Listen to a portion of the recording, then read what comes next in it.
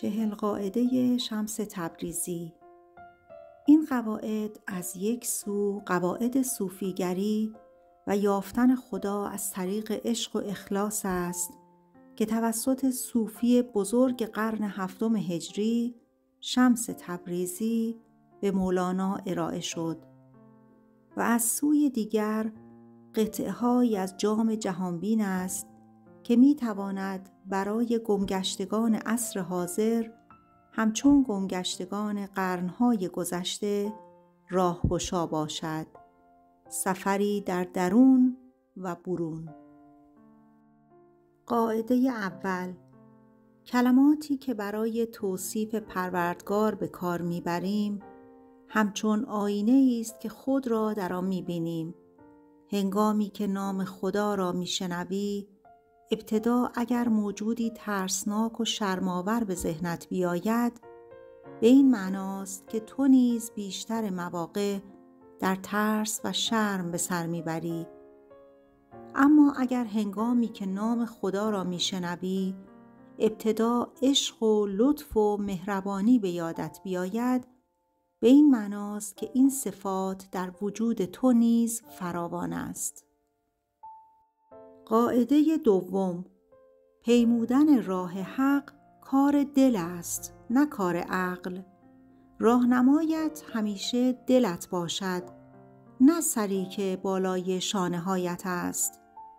از کسانی باش که به نفس خود آگاهند، نه از کسانی که نفس خود را نادیده میگیرند.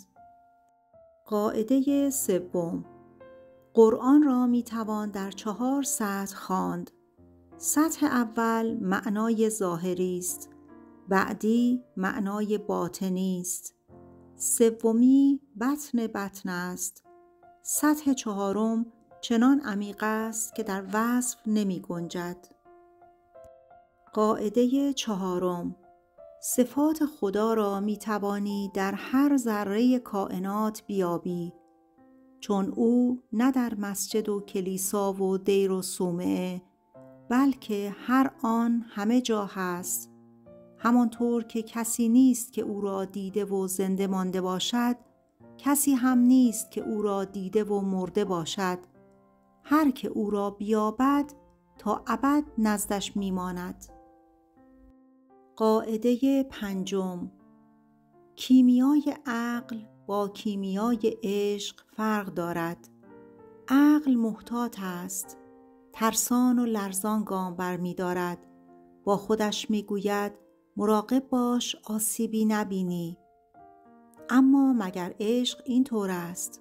تنها چیزی که عشق میگوید این است: خودت را رها کن، بگذار برود. عقل به آسانی خراب نمی شود، عشق اما خودش را ویران می کند.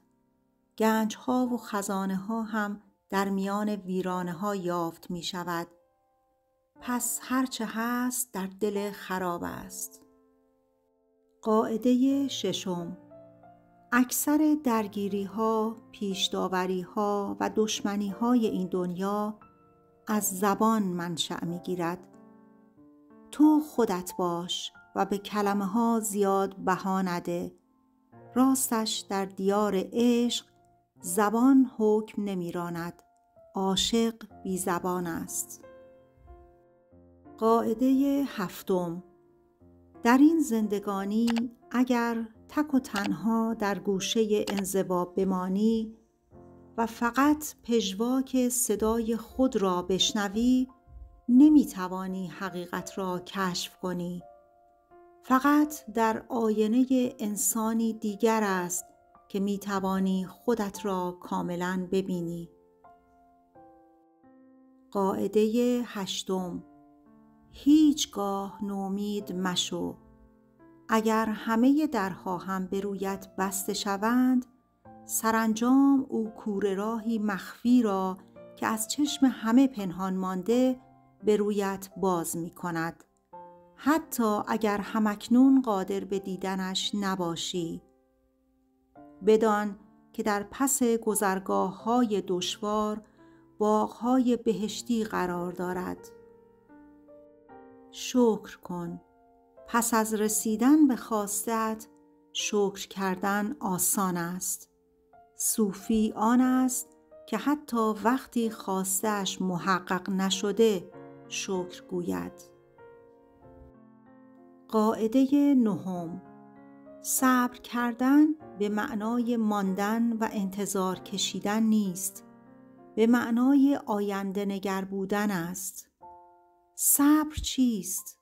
به تیغ نگریستن و گل را پیش چشم مجسم کردن است. به شب نگریستن و روز را در خیال دیدن است. عاشقان خدا صبر را همچون شهد شیرین به کام می‌کشند و هضم می‌کنند و می‌دانند زمان لازم است تا هلال ماه به بدر کامل بدل شود. قاعده 10: به هر سو که می‌خواهی، شرق، غرب، شمال، جنوب برو، اما هر سفری که آغاز می‌کنی سیاحتی به سوی درون خود بدان. آنکه به درون خود سفر می‌کند سرانجام ارض را طی می‌کند. قاعده 11: قابله می‌داند که زایمان بی درد نمی‌شود. برای آنکه تویی نو و تازه از تو ظهور کند باید برای تحمل سختی‌ها و دردها آماده باشی. قاعده 12: عشق سفر است. مسافر این سفر چه بخواهد چه نخواهد از سر تا پا عوض می شود. کسی نیست که رهرو این راه شود و تغییر نکند. قاعده 13: در این دنیا بیش از ستاره‌های آسمان مرشد نما و شیخ نما هست. مرشد حقیقی آن است که تو را به دیدن درون خودت و کشف کردن زیبایی‌های باطنت راهنمون می شود، نه آنکه به مرید پروری مشغول شود. قاعده 14: به جای مقاومت در برابر تغییراتی که خدا برایت رقم زده است تسلیم شو. بگذار زندگی با تو جریان یابد، نه بی تو. نگران این نباش که زندگیت زیر و رو شود. از کجا معلوم زیر زندگیت بهتر از رویش نباشد؟ قاعده 15: خدا هر لحظه در حال کامل کردن ماست، چه از درون و چه از بیرون. هر کدام ما اثر هنری ناتمامی است. هر حادثه‌ای که تجربه می‌کنیم، هر مخاطره‌ای که پشت سر می‌گذاریم برای رفع نواقصمان طرح‌ریزی شده است. پروردگار به کمبودهایمان جداگانه می‌پردازد، زیرا اثری که انسان نام دارد در پی کمال است. قاعده 16: خدا بی نقص و کامل است. او را دوست داشتن آسان است.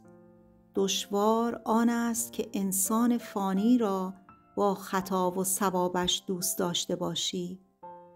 فراموش نکن که انسان هر چیزی را فقط تا آن حد که دوستش دارد میتواند بشناسد.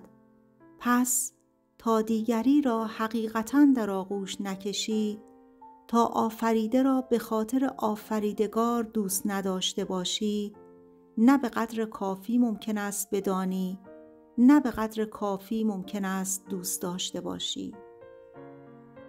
قاعده 17: آلودگی اصلی نه بیرون و در ظاهر، بلکه در درون و دل است. لکه ظاهری هر قدر هم بد به نظر بیاید با شستن پاک می شود، با آب تمیز می شود. تنها کثافتی که با شستن پاک نمی شود حسد و خباثت باطنی است که قلب را مثل پی در میان می گیرد. قاعده 18: تمام کائنات با همه لایه‌ها و با همه بغرنجیش درون انسان پنهان است. شیطان مخلوقی ترسناک نیست که بیرون از ما در پی فریب دادنمان باشد، بلکه صدایی است درون خودمان. در خودت به دنبال شیطان بگرد، نه در بیرون و در دیگران. و فراموش نکن هر که نفسش را بشناسد پروردگارش را شناخته است.